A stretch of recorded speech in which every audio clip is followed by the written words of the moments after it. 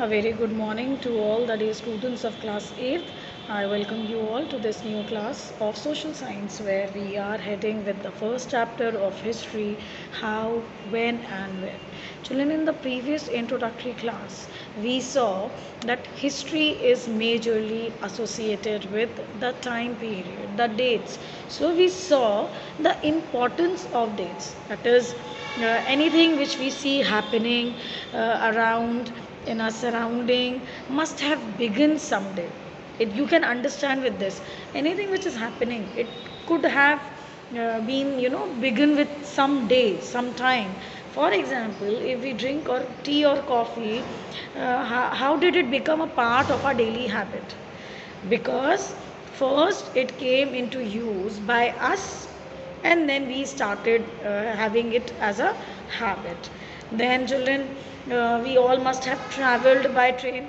So when did trains start in India? Such questions take us back to the time that when, which date the trains were started.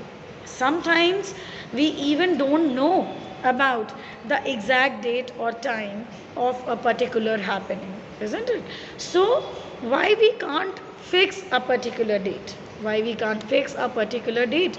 We can't fix a particular date because many of the things happen over a stretch of time. We know that Britishers came to India in 1608 and then they started ruling India from 1757. But do we know the exact date of the year 1757, on which day they started ruling? No, we don't know the exact date. So similarly, if we move back to the example of tea, we don't know the exact date on which Indians started drinking tea. That is why it is not possible to fix a particular date for some event. Now, the question comes, why we associate date with history? Why is history associated with dates? It is because, children, in early times, the court historians used to record only the crucial events of a king's life. For example, you must have seen when the time where cameras were not there, kings used to have artists at their courts to record that incident for their memories, and they used to paint or sketch. For example, a king is ascended over the throne, they will be standing with that throne and having that pose, and the artist will sketch or paint. So to have memories like this, children, in the earlier times in history, the court historians used to record every incident, not every, the important incident of a king's life, such as his coronation, marriage, battles, like I discussed in the last class. When did the king ascended the throne? When did the king got married? With whom? And then children, when did the king had his first son? So when was the battle first battle he fought, and when did the king died? So we know why dates are important, right? Now here a question arises that which dates are important? This is the second step. First step, we got to know that dates are equally associated on a very important note with history.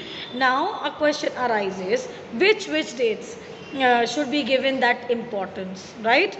So which dates is your second topic for this chapter, right? Now a date doesn't become important if something big has happened on that day. Do you remember any day of your past 2020?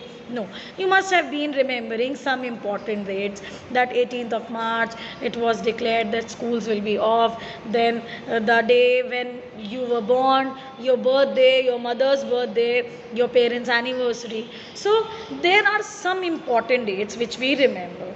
A date doesn't become important if something big has not happened. So, a day becomes important if something big has happened on that day in the past. But it gains its significance on the basis of how much Do we how much do are we keen, how much interested are we to know about that important date which happened in the past? It is depending entirely on our interest. How keen are we? If our focus changes, the importance of the dates also changes. If we don't want to know about what happened in the year 2020, when was the Janta curfew was declared, if we have no interest, then those dates become useless for us. Similarly, if something which has happened in the past holds our interest, that becomes important for us. Let us take an example. The British historians began their history with the first Governor General of Bengal, Warren Hastings, and it continues up to the last Viceroy of India, which was Lord Mountbatten. So we know that Warren Hastings was the first and the last was Lord Mountbatten.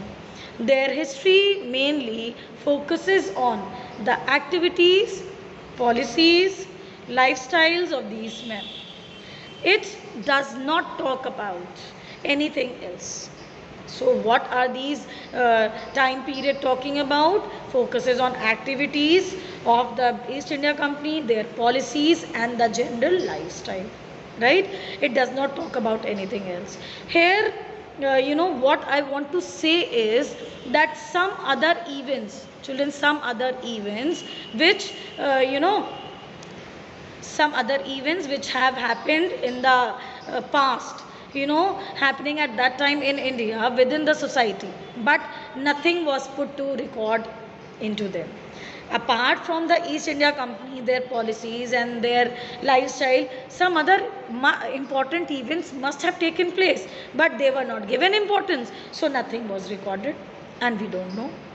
So this topic, which dates have to be considered, entirely lies in the answer that what interest, how much interest we have in these dates, and our inclination, how keen are we to find out what has happened in that date. So children, here what it was meant, that if something else was happening that day, but because the interest was not there for the historians, nothing was recorded. So the chronology or the sequence, of the lives of these was put on record for them. It was only the interest of the Britishers or the East India Company that was lying entirely into their interest, so these incidents and events were recorded. Had it been Britishers were not interested in these events, they wouldn't have been recorded, right? So, can we write history covering the events which were related to Indian society within the format of the British government generals? Yes, we can. And for this, we have to write it in a sequence so that it not only sounds like a story, but also with some sensible topic.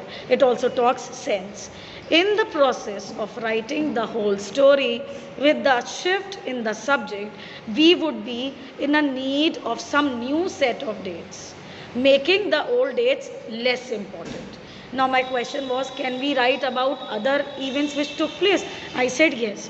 But for that, if we need to write, we need to have the shift of our interest from the previous dates to these new dates, and then only we will be finding about what events took place at these point of times. So children, the whole story with a shift in the subject would be in a need of some new set of dates, making the old dates less important and the new dates more important. So for that, we have to periodize those events. Periodize means dividing the time into different periods. This is the third topic for this chapter, which we will be taking it up in the next class. So that's all for today's class, but you need to go through the first topic and this second topic so that you can understand the third topic in the next class very well. Thank you so much. Have a nice day.